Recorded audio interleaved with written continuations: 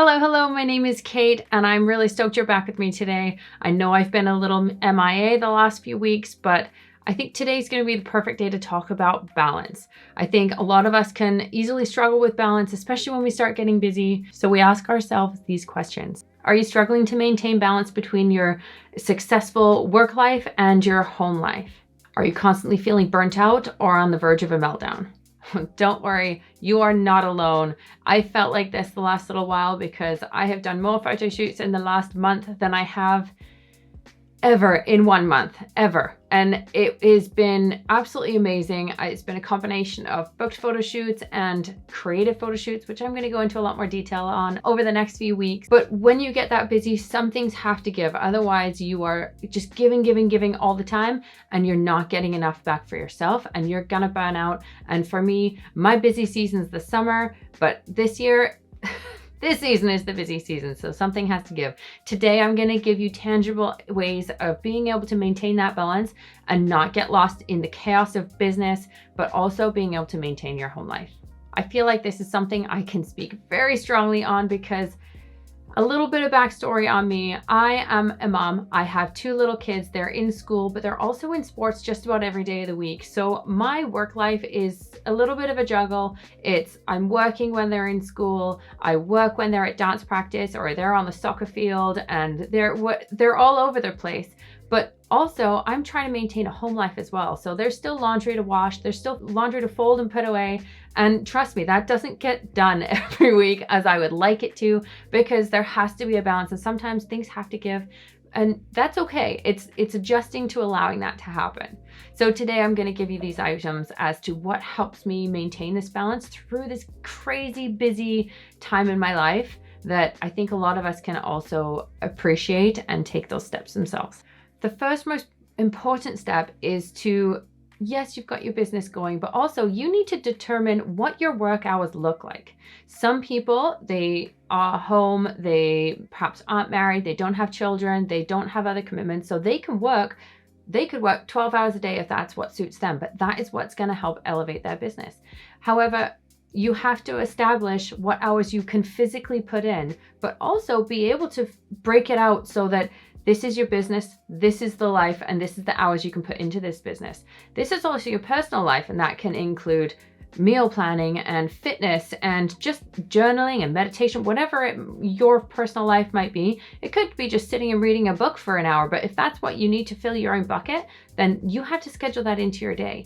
And also home life, because we still have to wash laundry, we still have to do the dishes, and we do still have to make our own meals or to skip the dishes, but it all takes time. So start by deciding how many hours per day, per week you can put into your work schedule. And you need to make sure that you communicate this with your business hours. If you are only available for 5 hours a day, you can't be available 24 hours a day. You have a set time frame. It's okay to communicate that with your clients and to be able to express that these are your hours. Yes, you can be available if there's an emergency, but this is what you work, and balance your schedule to suit that. Because after all, yes, we are working on building a successful business, but we're also trying to maintain a lifestyle. We don't live to work, we work to live. Remembering that essence and sort of like this is your reason why. Your fist is your reason why, and everything else has to circulate around it. Otherwise, it can very quickly snowball to work consumes your day, and your reason why ends up circulating around that work, and everything is dictated around it. So keeping that balance is absolutely imperative. That takes me to point number 2, and that is to delegate anything that is not specifically related and required of yourself. It can feel very overwhelming running a business to be the master of all trades. You have to be a photographer, you have to be a social media marketing expert, you have to be an editor, you have to do all these things that create a business, when you don't realize when you're first starting out that really only 10% of your business is actually taking photographs. The other 90% is consumed with business and getting the business and marketing yourself to exactly who you want to be booking as a client. So if you can offload some of this stuff, outsource some of your business stuff, but not even just your business stuff, you can outsource house cleaning, you can outsource meals, you can get meals delivered if that's something you want to do. It's all about finding that balance as to what works for you, what's important to you, and doing the things that only you can do. Because if someone else can do something for you, offload it, because if it costs you $200 a month, but that extra few hours every month can book you another client that's making you $600 a month, it's worth it. Point number 3, set boundaries, stick to them. It's so hard to learn how to say no to a client, especially when you're available.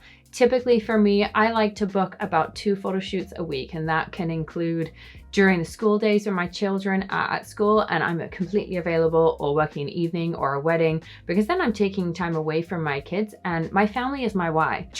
I still struggle with it, because if I'm available, I'm like, oh, well, I still could do that photo shoot. I don't really want to say no, because the money's good, the portfolio is going to be good that I can add to it, and it's always going to be a challenge. But finding your boundaries, setting your limits, and sticking with them will stop that burnout. Obviously, this last month for me has been the epitome of what not to do, because like I said, I've done almost 40 photo shoots, and it's more than I would ever normally do. I stockpiled them, but now I have a backload of editing, which is going to take me weeks to catch up on. I set my boundary and I adjusted it this month because it was worth it for what I needed and for everything that I was going to create. So I'm just going to edit in my evening while I'm watching a movie, and that's just a little bit of an adjustment to my balance. However, boundaries in general are just so imperative. They will stop that burnout, and it will help you maintain that healthy balance between work, life, and living.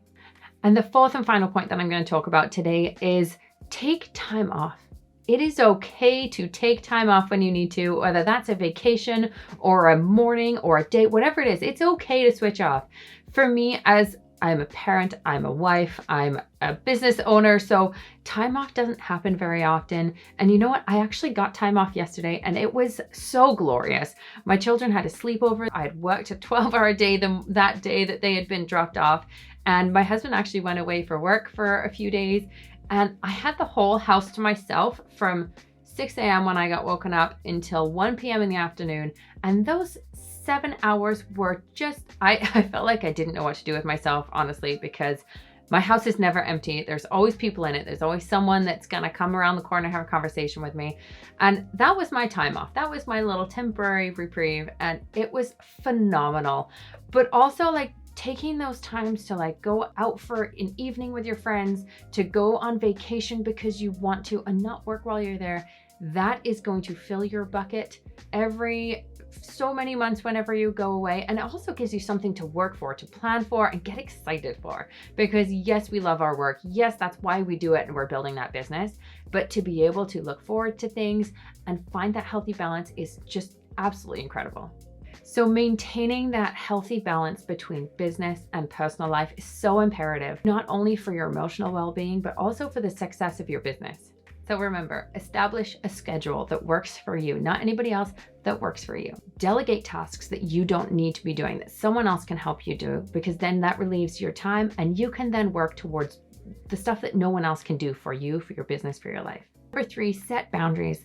Yes, these are flexible when you need them to be, but set boundaries and stick to them as much as you can. Number 4, don't forget to take time off. It doesn't matter if it's a few hours here or a few days or a week somewhere else, take that time off. Once you have all these steps in place, it allows you to just have a little bit more freedom. You're going to be able to maintain a healthy balance between business and life, and it feels so much better everywhere. Everything you do feels so much better because you know your business is going to be successful, because then you're scheduling to suit the hours that you have available to you. And you know that you've got something to look forward to because you have time booked off. All these things can make such a huge difference to you. It will stop that burnout. It will keep your emotional bucket full, and it feels absolutely incredible. I hope this video has been amazing and super helpful for you to be able to balance the work lifestyle that I think a lot of us can get very consumed in, and we get bogged down sometimes. So take some of these steps, implement them into your day, and check back next week. I'm going to have something more for you. Thanks for watching, and I can't wait for you to come back.